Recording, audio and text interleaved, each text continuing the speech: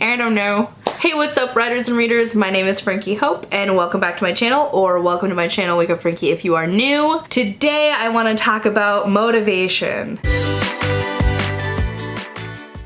There's a lot of information out there on how to keep yourself motivated, but I feel like a lot of it is just drink some tea. Tell yourself yes instead of no, which are all valid things. Yes, everyone should have their own habits. You should treat it like it's your job. Go drink some tea if it makes you happy and helps you keep you focused. But I also think there are a lot of things that can get us off track as writers. And so today I want to talk about 5 of them, 5 ways that I keep motivated by doing or not doing these things. The first one, and I've talked about a few of these on my channel before, but I always think that as writers we should improve our craft. We should always learn something new, always continue to strive to keep learning, and so reading these nonfiction how-to books come in handy a lot. Whether it's about your genre, whether it's about how to write sentences differently, or how to create symbolism. Maybe it's about how to craft the first 50 pages of your novel, or how to talk to editors, whatever it is. If it's about writing,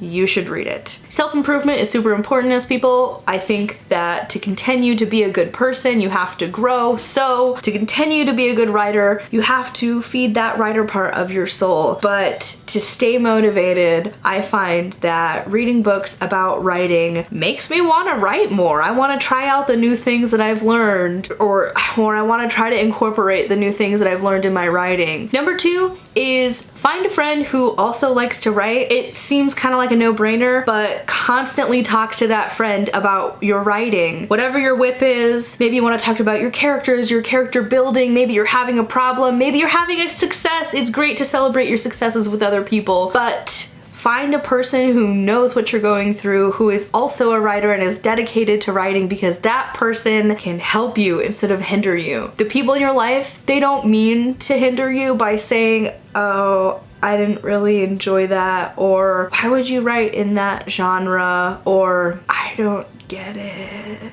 Those things are terrible to hear if you have a work in progress, and they're fear-inducing. They make you stop in your path and you don't want to go forward and you get down on yourself. Maybe I'm not a great writer. It sends you down this spiral path. Don't go there. Find people who are supportive, who also know what you're going through. Number 3, and ooh, this is really important. Don't read books in your genre. And this can be as easy as don't read dystopian if you're writing a dystopian novel, or it could be even deeper, like don't read dark fantasy about witches if your book is a dark fantasy about witches, because then the comparisons start.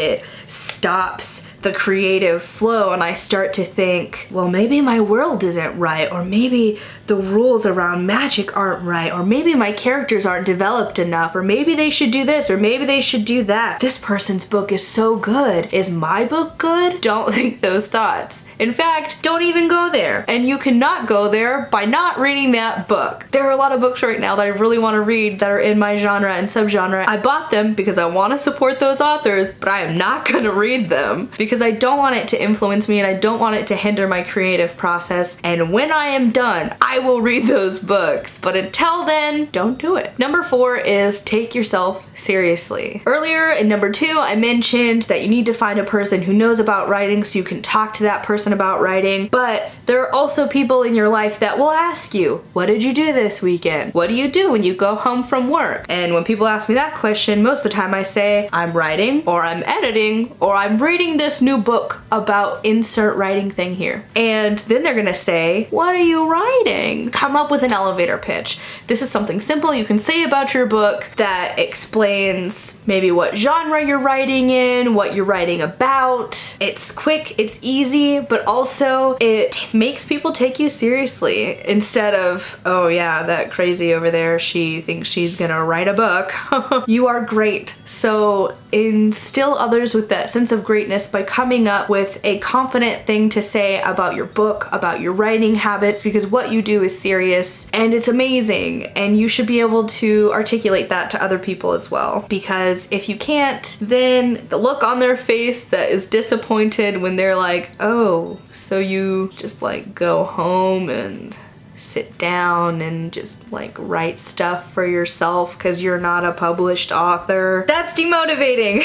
It gets me down on myself. So if I give people my elevator pitch, if I'm excited about what I do and I bring forth confidently, just like in my job, I'm a business analyst. So when I tell people what I do, I'm confident about it. I enjoy what I do. So I want them to get that sense that I enjoy what I do. So give them that elevator pitch. That way people will be excited, and then maybe later they'll ask, hey, how's your writing going? And you just let other people into your lives a little bit more. My last thing is really important, and this isn't some sort of I can diagnose anything you have kind of video, but here is something really important. Only you can do it. Self-diagnose yourself. Ask yourself, at what point did you suddenly lose interest, or did you become unsure? Is there a reason that you don't want to write? Maybe you've decided to write in first person, but you've never done it before, and so 3 chapters in, you're really struggling and you're not having fun and you don't want to write anymore. Maybe it's time to change the point of view you're writing in, or maybe you're writing and there's just something not right about your character. Maybe review the voice. Maybe the voice of your character isn't strong enough. You need to do some rewriting, or maybe you just don't like your main character anymore and you need to change some personality traits. Whatever it is, find out what made you not excited about what you love to do, because this should be fun. You should want to sit down and do it. And if you don't, something's wrong. Something demotivated you. It could be in your writing. It could also be the people around you. Maybe you tell someone about your writing a lot and they just constantly get you down. Stop doing that. Stop talking to people who don't motivate you. Not just about writing, but just if someone is mean to you about a passion you have, maybe you should reevaluate why you talked to that person in the first place. Whatever it is, ultimately only you can fix it. So listen to yourself, listen to your intuition, and then fix it.